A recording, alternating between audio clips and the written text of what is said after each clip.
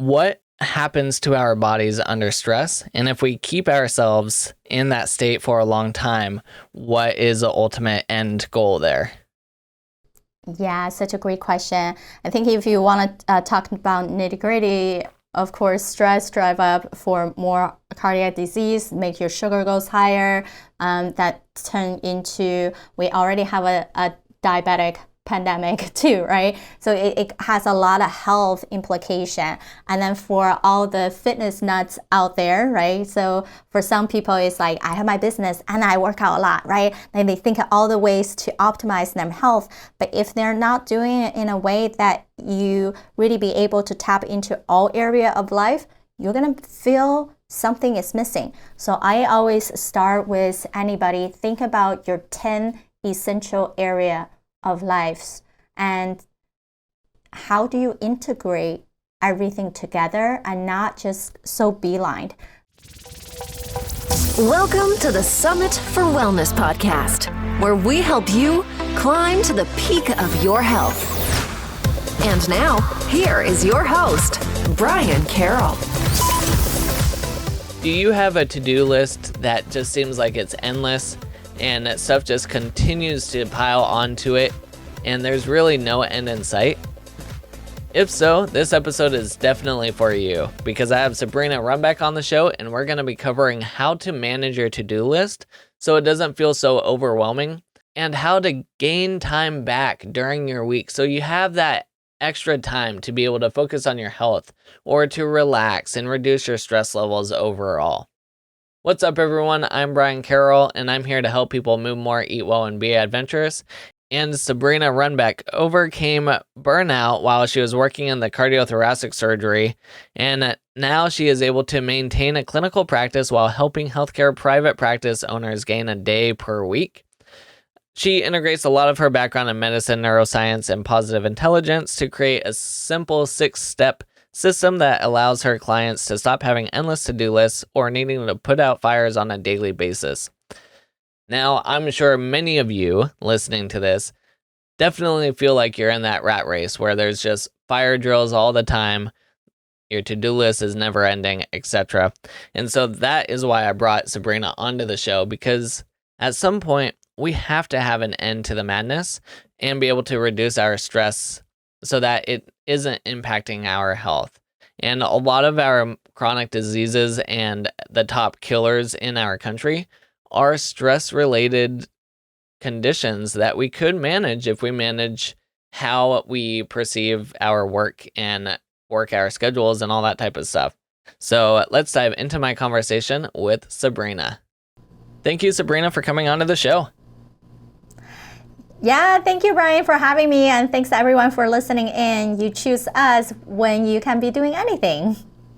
Yeah, and I'm very excited to chat with you because you have a lot of different strategies to help people to gain back an extra day in their work week, to reduce the amount of stress that they're taking on, and to just take control of their productivity. But before we do that, let's learn a little bit more about you and what's your background? Yeah, I am your typical busy bee. Like growing up, I'm the only girl in the family, only child, all my cousin boys. So from an Asian family, typically is that girls, you get a good grade, good job, marry off, have kids. That's pretty good life. And that's the opposite of what I see how my life could be. So of course, competing with all these boys who are doing a good place in the world, I'm like, I'm the one who got the most amount of degrees. So 2 bachelors, 2 masters later, I pick heart and lung surgery. And then family and friends start saying, Sabrina, why would you want to pick a medical field that has probably the highest turnover and the most stressful? Because I just didn't see anything that interests me. So 7 years later, I'm still working at it, but it didn't come without paying the price. And I remember earlier on my career, I was so excited that I was in one of the best heart center in the country and really in the world, where people fly internationally. Some of them even have their own translator with them. So you get the sense of pride of like, wow, you're really doing something big in the world in helping people. And especially heart disease is the #1 killer in the world, and when they have to have surgery, really because there's no other option. But that also means we got into the round of, oh no, you have to do everything. If you don't do it, who else is going to do it? You're going to do it faster than someone else. And also the same pattern of my staff turnover is so high. The nurses, medical assistant keep coming and leaving, and not even before they're properly trained. So you're always feeling like the stop and go type. And when other people in the practice, my supervising physician or other people needed to leave on vacation, I end up taking calls all the time. So then I realized, wow, did I get myself to a place where other people think I got it, right? The careers and the whatnot. But did I really want this life? Is that how I see myself again? That's when I start seeing the back end of burning out myself, where I was constantly sick. And yeah, I'm operating and constantly feeling frustrated because when that phone call or the beeper goes, I'm like, oh, right? Like, just like, what now? I had to totally stop myself to be real at the point of, technically, I did this to myself, right? And I think everyone who listens, especially when you're high functioning, you can relate. The more you do, the more people want you to do, and then people add on, right? And unless you stop yourself and recognize what's important to you, what do you want, no one else is going to do that for you. So I had to take a break to say, what does that mean? How come there are so many other entrepreneurs, athletes, organizational leaders, medical professionals who has a good life and who are successful? How come they can do it? How do I get to that point? So I went back to my root in neuroscience and public health before I went into medicine. And you know what's funny is that back then, like more than 10 years ago, right? My study, my own research were on self-efficacy, self-care, stress management. I'm like, how the heck did I forget all that, right? And it's just so typical of we all put ourselves into a situation and you try to adapt into that situation. You stop thinking about all the tools you already have to help yourself, and you become this just choo-choo train, right? You just keep going. You barely stop to pick up stuff, and you just trying to get to the next place. But the road is endless. It's constant moving target. I start to think, wow, okay, if I study this, what else is out there? So then I start doing a deeper dive into getting my own self-trained from a personal standpoint and looking into all the other performance researches and able to create a program now that after working with larger hospital organizations and pivoted into helping private practice owners to gain back a day per week, because I truly believe it's now that we never have enough time, enough energy, is we needed to use time as a resource, as a commodity to help us to put in the least amount of effort to gain back the biggest impact for our team, for our patients, and for ourselves. Yeah, it's interesting because as you're talking, I'm evaluating kind of my own life, and it seems like I take on something new, and then over time I get much more efficient at that, and I'm discovering, oh, now I have all this extra time that I originally spent trying to learn that thing. What can I fill that up with now? Because I'm so efficient here. And yeah, like you had mentioned, you just keep stacking more and more onto your plate, and you don't really recognize it until you take a step back and go, you know, there is a lot on my to-do list, and it's really difficult to just step back and take a day off because there is so much stuff, and it is endless. You can always add on more to it. Yeah, you have such a good point. But many of my clients, it's in the mindset of they cannot give themselves the permission just to do nothing. And we call that restlessness. It's one of the 10 sabotaging tendencies in the thought of positive intelligence. And what that means is it's not to say sabotaging tendencies are bad for us. Clearly, we work so hard, they helped us in some point of our life. But then when we wanted to level up and leapfrog, they are not going to help us, right? Because if we're restless, we're constantly being anxious about what's next. If I have 10 minutes, I'm not doing anything. Ooh, this is wrong. It feels weird, right? I have some of my friends and clients just like, what do you mean to have half day of not doing anything? I'm like, yeah, like thinking time, like relaxing time, like not allow your mind to go 100 miles per hour time, right? Like we have to be able to allow us to do that, because research shows us when you are in a moment of quietness and peace, right? Then they study both, you know how like typical thing is when they study, people think a lot more in shower, and they're like, oh my God, I have this idea, right? In the shower, I should write it down. Or people go into nature, and when they go into a hike, and people run retreats, just so you bring out more ideas, because you allow your crazy monkey brain to shut down, and then your creative sage part of your brain can light up to actually help you to go get to the next level and thinking better ideas.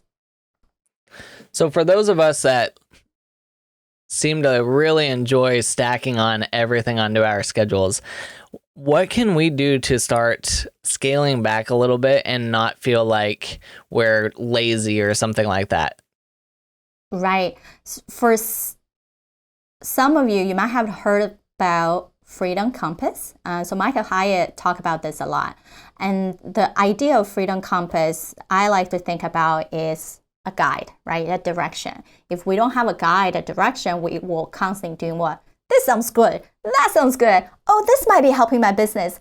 That's another interest. Maybe I'll go down the rabbit hole of never ending, right? And so when you have the compass, this compass has 4 different categories. So called the desire zone, the distraction zone, the disinterest zone, and the joyful zone. I'm not sure if it's surprisingly or not surprisingly, but most of my clients like Sabrina, I feel like I'm doing 80% of things I don't like to do, right?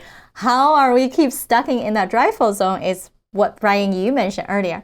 Oh, that sounds really good. I'll just spend this time to learn about it and then be efficient about it and then keep getting on to the next thing, right?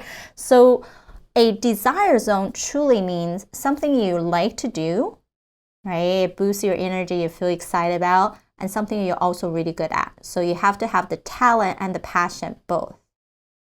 And the psychological part of us that, especially new business owner, the new practitioners are creating a clinic, right? Or you're running some kind of new adventure, the lie that we create in our brains, oh no, I'm too new. I don't have enough time. I don't have enough funds. I can't hire.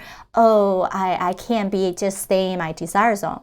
But that means you don't believe yourself in become successful. So if you truly believe that you create a business, a service, a clinic that no one else can serve the clients, the community you can support, and you trust yourself so much in your ability in achieving that result, and you trust yourself that other people do see your value and get there, then yes, you will have plenty of time, plenty of resources, plenty of people to help you get there. But if we don't have that belief system, of course, you won't allow yourself to stay in your desire zone and do more of that. So then what's the distraction zone is, that sounds interesting. Maybe I'll learn about it. Maybe I'll just do it myself. Maybe if I do it, it will be quicker. Instead of hiring the expert to do it, or delegate to that next talent in your own team who has the skill to do it for you, right? Because some of that sabotaging tendency of not willing to give up, it's called controlling, right? We feel like if we know every step of the way, then maybe it won't make us feel so anxious. But you actually make yourself so anxious by controlling every step of what other people do, right? Then the other is a hyperachiever tendency, where you feel like only you can reach that goal, whether it's the revenue goal or how many clients you have to work with at the same time. If you don't reach it, you feel like your self-identity got hurt, right? You're no longer that successful person or whatever that title you give to yourself. And so there's multiple things that go into why we get trapped by the distraction. And then the disinterest means you have the talent, right? One of my clients already have multiple practices. Guess what he does for himself? he will still make an Excel and track all the in and out of the revenue. Like, whoa, okay. Like if you hire accounting, who does that? And all you do is weekly review those numbers. Guess what? You probably will only take not even half hour to review these numbers. And the accounting who's a professional, you'll pay them a less hourly rate, right? Or a salary than your salary. So if you're doing the type of work below your true worth, then you actually put yourself in a place of you're not that worthy, right? So one of the exercise I have all my practice owner do is calculate your own worth. What is your hourly rate? And if you can't even see that, and when you can see that, then you realize what type of tasks are not worthy of your own time and not getting into these other rounds, right? And the joyful zone, it's self-explanatory. It's the opposite. You don't have the passion for it, and you don't have the talent. And the excuse is, I got to. Yep. Yeah, it's always a good idea to step back and take a look at if you value yourself at, we'll say $100 an hour to make it easy, and it would cost $40 an hour for someone else to do that exact same thing. Well, if you're doing it, you're losing out on $60. If you have them do it, you're gaining that. So at the end of the day, people running businesses and all that stuff, you would like to see your profits up compared to if you decided to take on all the work yourself. So look for the thing that is going to provide the most profits for you. And that helps take the stress off of you, helps you to be able to do other things. You can spend more time working on your own health. Maybe that's a good hour that you could go for a walk or something else, you know? So when it comes to stress, and I know a lot of business owners and stuff that listen to this, always high stress, especially the last 2 years. What happens to our bodies under stress? And if we keep ourselves in that state for a long time, what is the ultimate end goal there?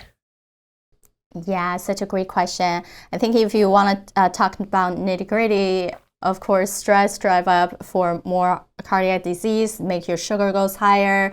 That turn into, we already have a diabetic pandemic too, right? So it has a lot of health implication. And then for all the fitness nuts out there, right? So for some people, it's like, I have my business and I work out a lot, right? And they think of all the ways to optimize their health. But if they're not doing it in a way that you really be able to tap into all area of life, you're going to feel something is missing. So I always start with anybody, think about your 10 essential area of lives and how do you integrate everything together and not just so beeline. With the new entrepreneurial journey, people are more beeline into, let me just get to where I need to go, right? Let me just make that beginning revenue, then everything I can. The excuse is always like, I don't talk to my friends, I don't talk to anybody else, I barely eat, I maybe made up to the gym to make myself feel better, but there's still some achy and pains, and then I'm barely sleeping. I'm not even sure what I'm talking to people about, right? So the 10 category is number 1, it's your personal mission.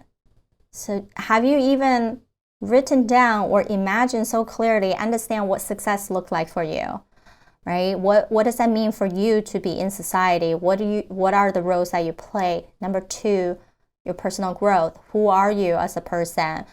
Where are you headed? Is that maintaining status quo your goal, or you feel like there's constantly something that moving you toward your ultimate, right? And then it's about lifestyle.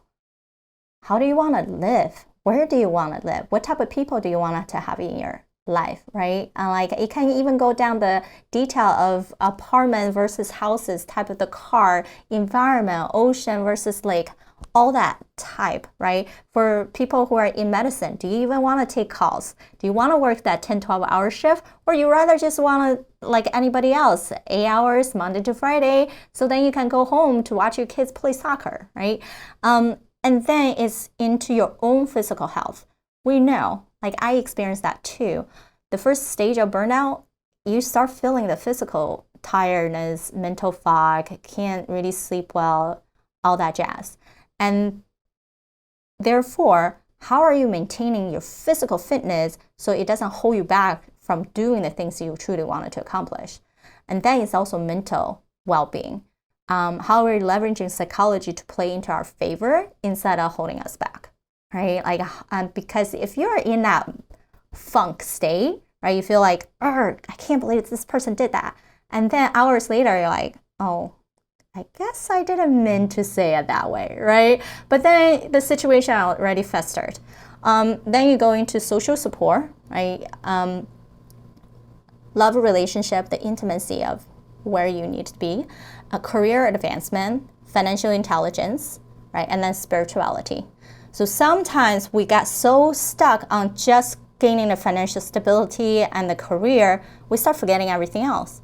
Or other people is like, I also had a client entrepreneur, got into Taekwondo so much, but spent like 3 hours in the gym. I'm like, okay, so if you spend 3 hours in the gym and you go to work, then do you see anybody else now? Like, so we can't be so laser focused in one or two things. We need to be able to have quality of time into everything. Then we can reduce the stress where we put on to our own self-expectation and external expectation. And then the big thing I always see, there's so much going into distress, right? It's how do you use neural remodulation to bring yourself into that better, more focused and calm state. Then you can solve the problem or get yourself to the next point of life. Do you have any strategies on how to shut off your brain so people can get more sleep? Yes, there are many different types when you think about sleep hygiene. In way of an hour before bedtime, no screen. Some people can argue that when they hear these TV background noise, it actually helps them to sleep. Well, study also show, it works with this white noise machine. So I even do that. I tell Alexa, play heavy rain, because rain sound actually studies the most effective way for staying asleep. So actually what you need is that white noise, right? You're not really paying attention to it, help you to sleep and block out other noises. And then something else is make sure you have blackout curtains. And you don't have light exposure, because any light exposure, the example is when we fall asleep on the beach, right, at the pool, you wake up, you feel more tired, because even your eyes are shut, your skin absorb the sun exposure. So it's not really helping you. It's still thinking it's light out. It's not giving you a full resting sleep for all this 4 stages of sleep. And then other thing is when you have these, make sure your phone is away from you and not really where you can just grab your phone and then checking messages the first thing you wake up or the last thing you go to bed. It makes your brain so stimulated. And then the other things are where everyone probably have tried is cutting out caffeine 4 hours before bedtime. But something that I usually like people to do is find a meditation routine.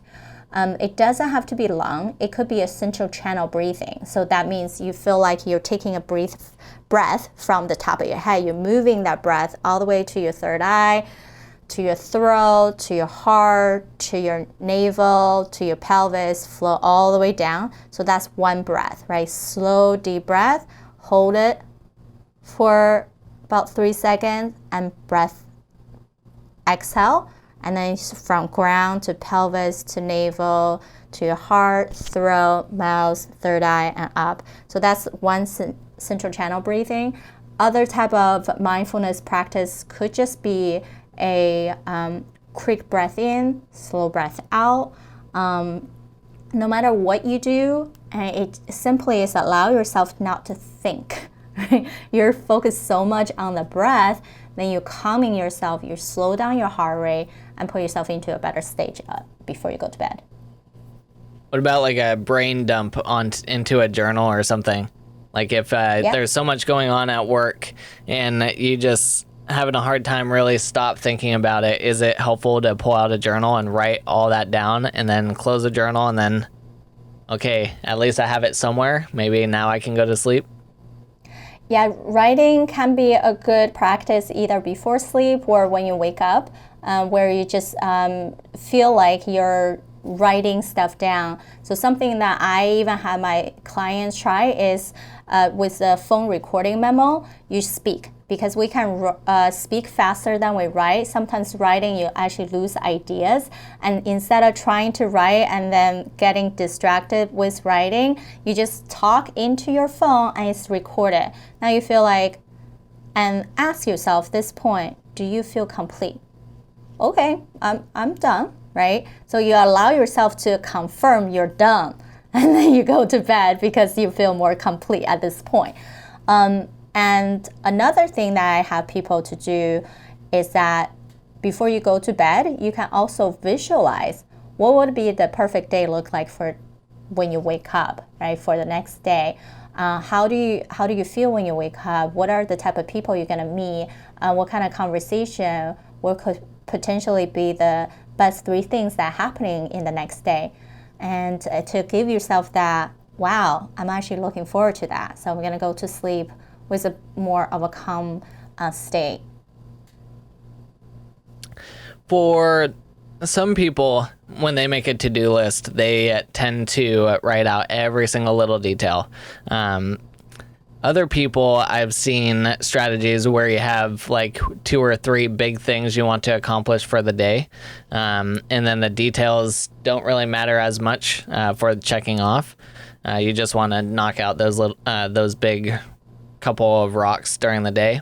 Is there a better approach to a to-do list so that you don't feel like if you don't get to all the items, then you're a failure? Or what are some strategies you have for to-do lists? Right. I usually typically say, don't make a to-do list, make a to-not-do list. When you sit down, it's what should you not do for the day? When you think about to-do lists, I tell people the best way is to block out time. You mentioned the 3 big things for the day, right? Because our brain constantly looking for reward on confirmation. So when we are actually writing a to-do, because we want it to feel like I check off something, right? Like I actually done something for the day, but then it becomes never ending. So what I usually talk to people about is figure out when is your peak performance hours. Most people only have 2 to 3 hours in a day, and that is based on your circadian rhythm. So usually I do that with my clients and then figure out, okay, so if there's only 2 to 3 hours of that day's most highly performed hours, then you have to not let anybody disrupt you. That means no phone calls, no meetings. You do the most creative thing, most revenue producing, or whatever that means for you. And during those time, we do concentration block of only 30 minutes. Really, it's about 20 to 30 minutes. You set an alarm, and what I usually recommend is this type of desk alarm, where you turn it and you set for 5, 20, 15, 30, 45, whatnot, right? Instead of using your phone, because if you try to use your phone to set a timer, guess what? You're gonna start like, oh, there's alert, there's an email, there's a text message. So a desktop alarm is the best way to do a concentrated block. And the goal is to say, I made it to that block. And once the alarm goes off, it's non-negotiable, you're gonna take a 5-minute break. I like that. That's a cool clock. Yeah, because like you said, jumping on your phone, I just looked over at my phone and I see there's a bunch of notifications on there, and instantly my mind goes, what's on those notifications? So yeah, having something separate, not attached to any notifications whatsoever. It's just a clock that you can rotate to however many minutes you want to be productive for. That's a fantastic way to do that. Right, and usually these clocks, we know by neuroscience study, people are most concentrated is about the 20-minute mark. And even think about soap opera shows, right? They really wanted to keep it with like 30 minutes. And people really start to lose concentration after hour. So I always say block your calendar for 20 to 30 minutes at a time. You can do the same type of task in multiple blocks, that's fine. But what we don't want is to have like 2-hour span, no breaks. Your body start, guess what? getting bored of the task you're doing, you start gonna go to another browser, another email, and then grab your phone to check what's going on. What happens if you're doing a task and you set the time for 30 minutes and it'll take about, 35. So you get to the alarm part and you're like, oh, I just have 5 more minutes. Do you take your break or do you finish? As I said, it's non-negotiable. Because when you give yourself another 5 minutes, what does that mean? You're going to keep extending it. When was the last time you just told someone or told yourself, just give me my extra 5 minutes, I'll finish, and then 5 minutes go by, you're not done. Yep, good point. Now, I run into this where I know a task only takes like 5 to 10 minutes, but it's a task I don't care for that much, and so I avoid it by doing other stuff. Yeah, so that means that task is in what? Your disinterest zone, right? So that if it's in your disinterest zone, you should not be doing it. You should be delegating or delete. So focus phenomenon means what? Number 1, delete. Number 2, delegate. Number 3 is delayed. So purposely delay, right? If no one else can do it but you, and then you can think about, oh, maybe I'll do it later. But it really means it's probably then going to go back on top of the focus funnel later to see if it's actually worth your time. Because any 5 or 10 minutes add up together are still just wasteful time, right? And then to the bottom is decide on when you have to do it, assign to which focus block, or I have to do it now, right? There's a deadline come up, let me just do it now because it's my priority. And when you delay a task that you know is important, then maybe other people in your team or someone else can do this almost as well as you, right? If you don't trust them that much, but even they can do 80% of what needs to be done, guess what? Your 20% is a lot easier. Yep. Okay. Yeah, this is good stuff, Sabrina. I really like it. Is there any final things you want to make sure we cover when it comes to productivity and stress reduction? Yeah, I always say you have to say no to almost everything. Then you can say heck yes to the only thing that truly matters. And saying no is such a difficult thing for many people. And that go into our sabotaging tendency, right? Like how do we help ourselves not get to that point and then feel confident in all the yeses that we present and not feeling like they become an obligation and they're not really moving us where we need to go. So every no, thinking as a new opportunity. Awesome. Yeah, for sure. I love just organizing your life and your production in a way that makes it exciting for you. So you don't just feel like you're dragging on and doing the same thing over and over and no longer interested in it.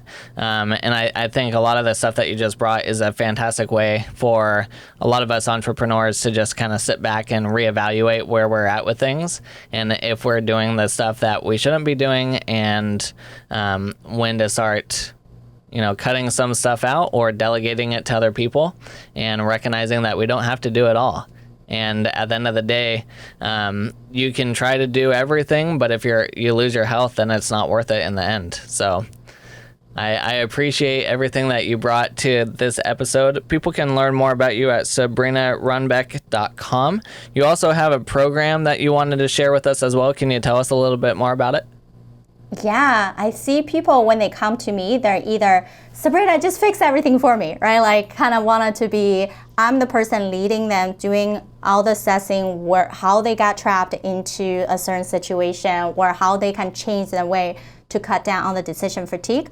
Or they're the other way where I just need to talk to you when I need you, right? Like when things come up, even like just say you have a whole marketing team running your business, but you're delaying your things to turn it back to them. So why is this happening, right? So, or maybe you have a staff member that you really need to let go, but you don't want to create quote unquote conflicts in your company, right? How do you have these conversations that will help you to have an exit interview that benefit you instead of feeling like, oh, you're creating a difficult situation?